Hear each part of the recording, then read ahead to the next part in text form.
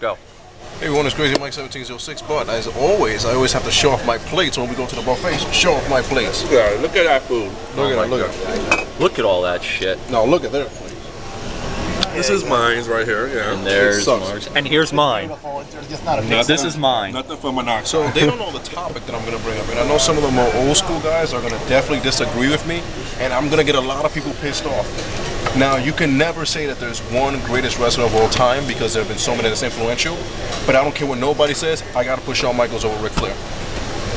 You know what? I got to. Alright, you want to know something? I actually agree. Because there was one thing that Josh pointed out in his video that really intrigued me. Think about it like this. Ric Flair, when he was on top during his time, he started off high and now has ended up low because he's in TNA, he owes his wife a lot of alimony, and he owes Ring of Honor $40,000. Shawn Michaels, on the other hand, started from the bottom and now is with peace to himself. And he is noted as one of the greatest that ever lived. I would say so too. I would say his last match with Undertaker is one of my favorite matches he's ever been in. I gotta say, I'm 50-50 on this issue because I grew up being a Shawn Michaels fan. I grew up being a Ric Flair fan. Now, I lost a lot of respect for Flair because he did come back from retirement after the big send-off they gave him in WWE. He's really going downhill in my opinion. But honestly, I just can't see Shawn Michaels as a bigger star than Flair. In their heyday, in their prime, Ric Flair was selling out arenas all around the world. I just can't see Shawn Michaels ever doing that. Even though he's a big, huge star, I didn't think Flair in his heyday, his prime, was just a mega star than Shawn. And I love Shawn Michaels. Well, who do you think had the better matches? I mean, actually, you shouldn't compare because Ric Flair is more of like a slow, methodical style, where Shawn is flashy. Flair and Steamboat had a series of great matches. Flair and Dusty Rhodes had a series of great matches. Flair and Terry Funk had a series of great matches. But then Shawn had a series of great matches. Undertaker, Triple H, I had to get the Devil's Due. You know, even Kurt Angle. But I mean, it's hard to... Austin, yeah, that's true. But see, it's just really hard. He's not the draw that Flair was. I give him that. Yeah, he's probably not exactly the same name as Flair was, but and this is debatable, I would put Michaels' storytelling over Flair. I would agree with that. I would agree with that. Definitely. Even though Flair, great storyteller, but Shawn just had the extra oomph in terms of storytelling. I mean, just his emotions, his body language alone, he could tell a good story with his body language. It's unbelievable how he was. Yeah, I'm a big Shawn. Yeah, I could agree with that, but I'm also kind of like on the 50-50 fence. You know, I would look at it and say, you know what, Michaels didn't do the 45-minute matches historically that Flair did. Flair was the primary draw. He was the main event on all those shows. This is before wrestling had pay-per-view.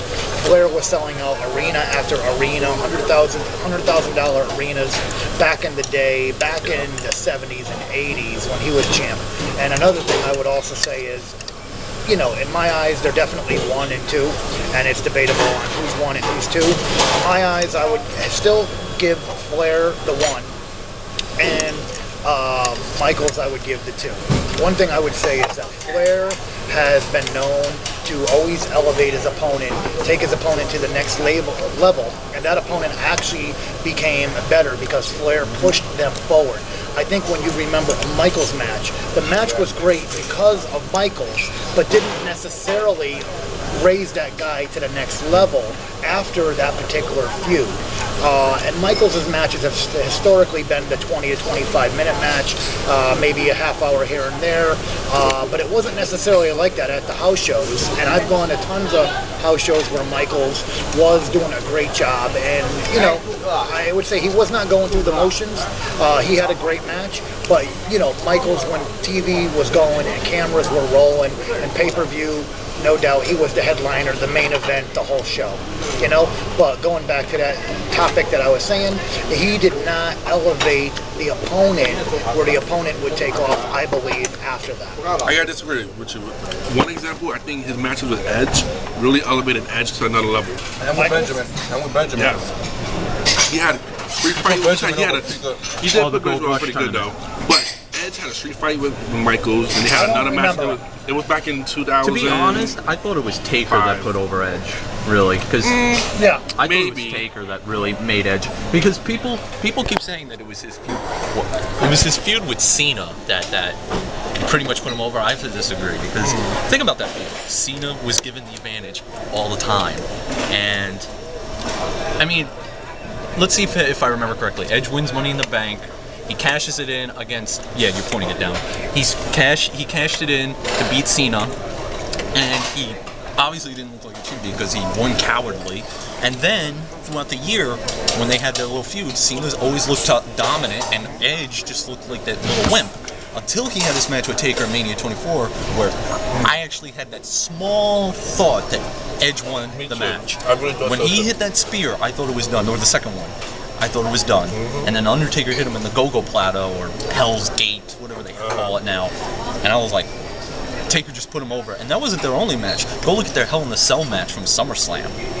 Edge looked like a freaking monster in that match. But going back to Shawn and Flair, if you want to really credit Flair for something, he did something nobody else could do, and that is make Lex Luger look like he can wrestle. But wait a minute, hold on. I gotta mention something right now. Here's the one thing about freaking Michaels, and I'm not saying Flair doesn't have it. Nobody can disagree the fact that Michaels can make almost anybody look good in the ring, and way better. And although He made Khali look good. Although he didn't elevate people as much, but that mostly had to do with him being political. He In the made 90s. people look a lot better. Actually, in the ring. you want to know who he made look good? There is one guy he made look good. Ken Kennedy. Go look at his feud with Ken Kennedy in late 2007. He made Ken Kennedy look like $1 million freaking dollars. Let me go on Flair real fast. The one person Flair made a huge megastar out of was Sting.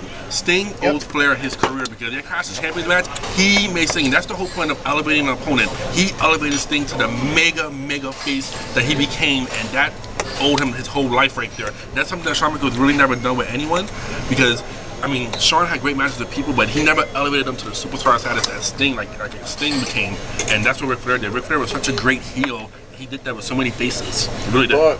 But although Michaels doesn't have the charisma that Flair does, we also have to keep into consideration the time that Flair was champion and the way audience were drawn into matches as opposed to when Michaels was champion. Completely different era. You know, you gotta also take that into consideration. Anything else you want to bring in, Mark?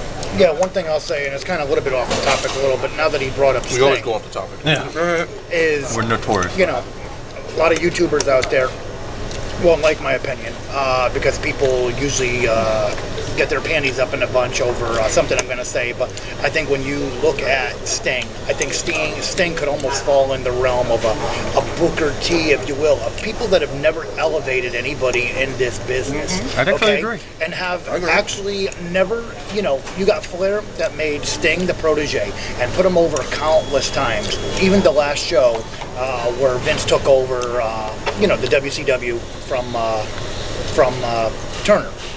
But think about who is Sting really elevated. Okay, Sting can't remember promo lines. Sting cannot bring the best out of an opponent.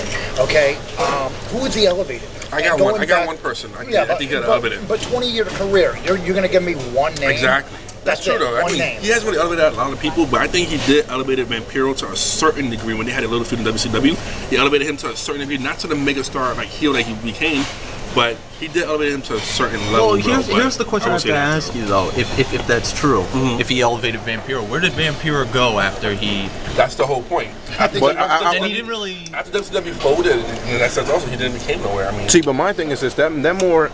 I want to say him definitely elevated him, even though he kind of did. I would say more it was like the character clashes that people want to see.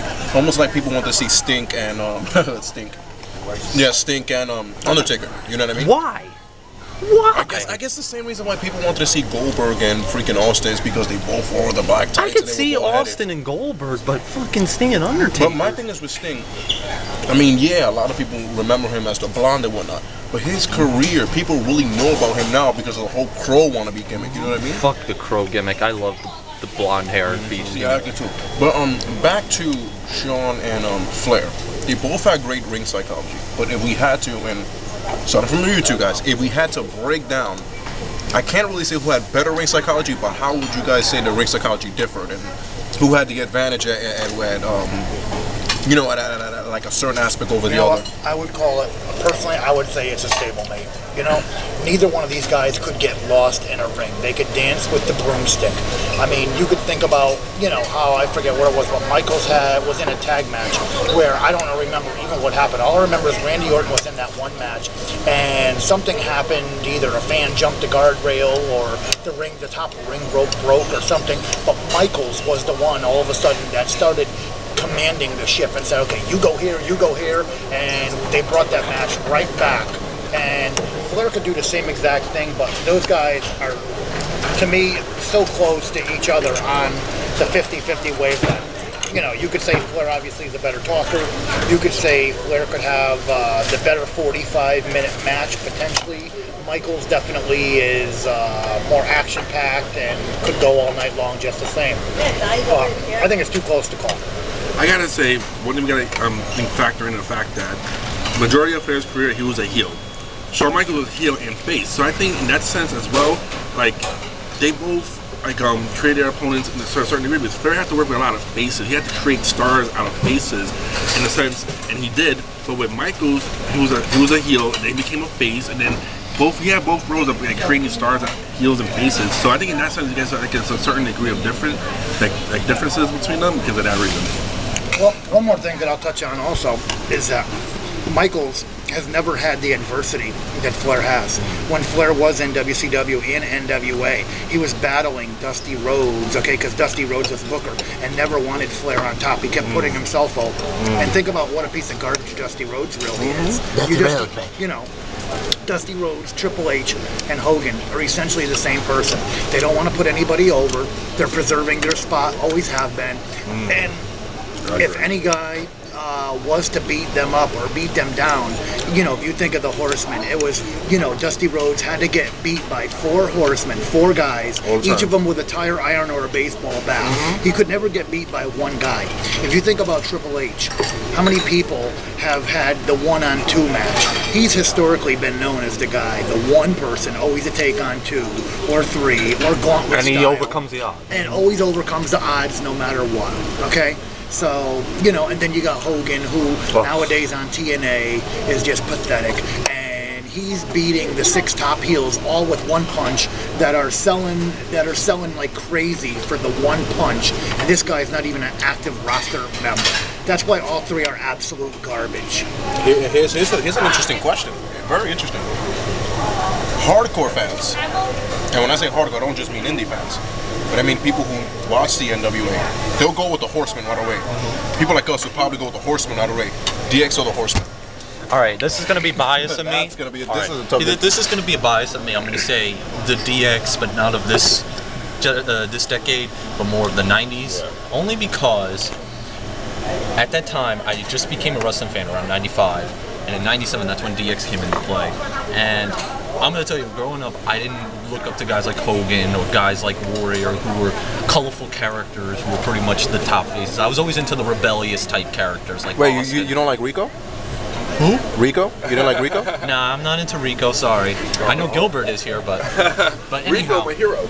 Anyhow, we're going back to that. DX was more edgy for me. DX was more of what I'm into, even in today. I mean, I'm not into PG. I can live with PG, but I'm more of into an edgy type thing. Actually, I'm actually into pushing the envelope type thing, but I can understand why they go PG. And there was one thing I wanted to say before you cut me off. The one thing I will give Flair this, as far as him on the promos, he has one historic line that no one ever seems to mention. He goes up to somebody, takes off his shoe, and goes, "My shoe costs more than your house." How does nobody like that line? How does nobody mentions that line? Greatest line ever in history. Yeah, again, when it comes to the charisma and you know, on the mic and whatnot, definitely Flair. That's no question. But to you guys though, how would you compare or rate one against the other when it concerning the Horsemen and DX? Of course, the Horsemen have been more of a It's such like the 4 Horsemen really started the whole stable. In terms of stables in wrestling, the 4 Horsemen was like the creator. They started the whole genre of stables. I mean, growing up as a kid in the 80s, like I watched that, I was amazed to see a group of guys so together, so like they were like a band of brothers, and like, it was just so awesome to see that. I mean, Ole Anderson, Arn Anderson, Tully Blanchard, Flair, they all had this charisma, and they were just a Barry solid. Windham? Well, that was later on, but like the original four. Just a second, and I'm sorry, but what the hell happened to Barry freaking Windham? I talked to Josh, and he told me it was because Flair had left. Windham was supposed to be the next freaking, you know. But back to No, go back to Barry Windham real fast. Flair wanted to drop the title to Barry Windham, and the NWA people refused for Flair to do that. Flair wanted to put over Barry Windham as a heavyweight champion, but for some reason, the politics really held back Barry Windham. He's a guy who's a great star in the '80s, but he just never catapulted to like that main event like guy. Even though he was like, what is like? I think that was another Dusty Rhodes episode, if I'm not mistaken. I think so too. Because at one point, when WCW was being sold, or NWA was being sold to Turner's people, Turner actually told